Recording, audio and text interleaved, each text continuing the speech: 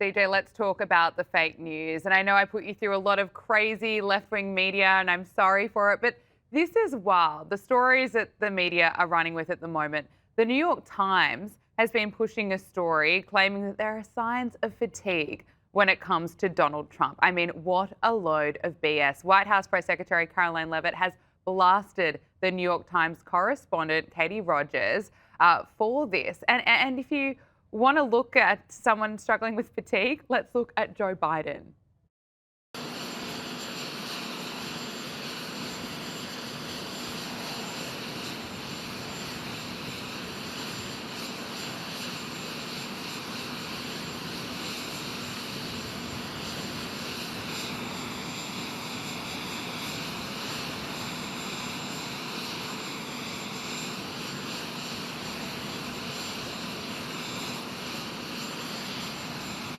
So, CJ, while this was going on, while the world was watching Joe Biden's sad, obvious decline, the media was covering it up. The media was complicit in the cover up. And now we have Donald Trump, who was full of energy. He's the most entertaining president, as well as probably the most successful that we've ever seen. And they're running stories saying that there are signs of fatigue.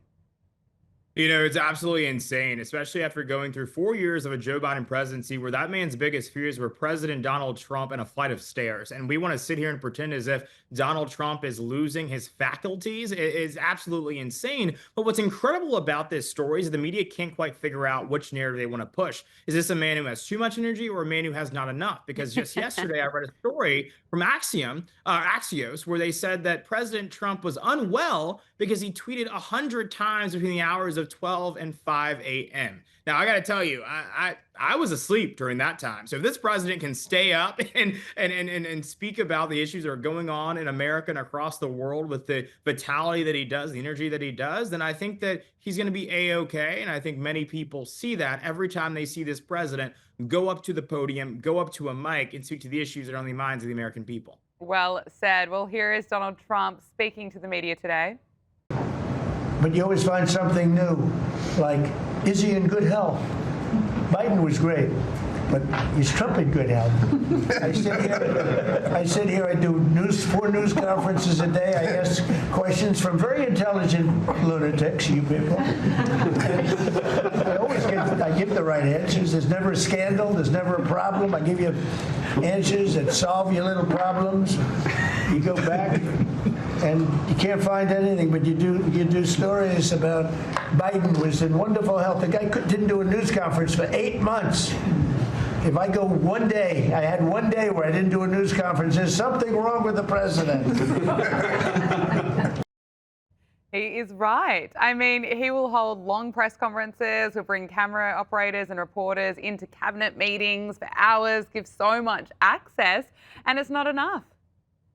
It's never enough for these people, and nothing will ever be enough for these people because they have their pre-baked narratives that they're looking to perpetuate about this president, that somehow he is not rising to the occasion, that he's not the strong commander-in-chief that we know him to be. But the American people see through it because we know him and we know his leadership and we know the results that he's brought about. We would not be in the place that we are in the world, would not be in the place that we are as a country right now without his leadership, which is all in all the time. And so, to be quite frank, all of this entire, hoopla about is the president okay? Is he doing well? He's doing more than well. He's doing exceptional. Well said. Now, onto another story. The Department of Homeland Security has revealed an illegal immigrant allegedly responsible for a fatal crash that killed 2 people in Oregon was given a commercial driver's license by California, of course, which is under Governor Gavin Newsom. Now, the agency also said that the illegal was led into the country and given work authorization by the Biden administration.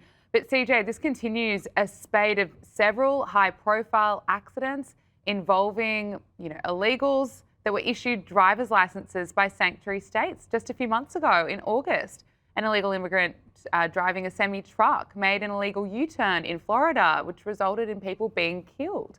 Can I get your reaction to this? It's incredibly troubling, and I hope that the families of these victims will sue, folks like Governor Gavin Newsom and others responsible for everything that they're worth because they deserve justice and they deserve reprieve.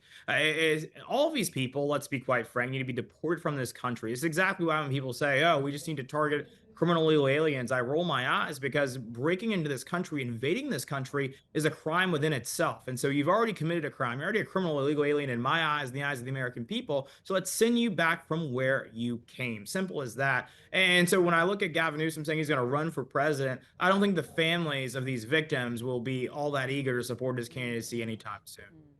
CJ Pearson, RNC Youth Advisory Council co-chair, thank you so much for joining us. Good to see you, my friend.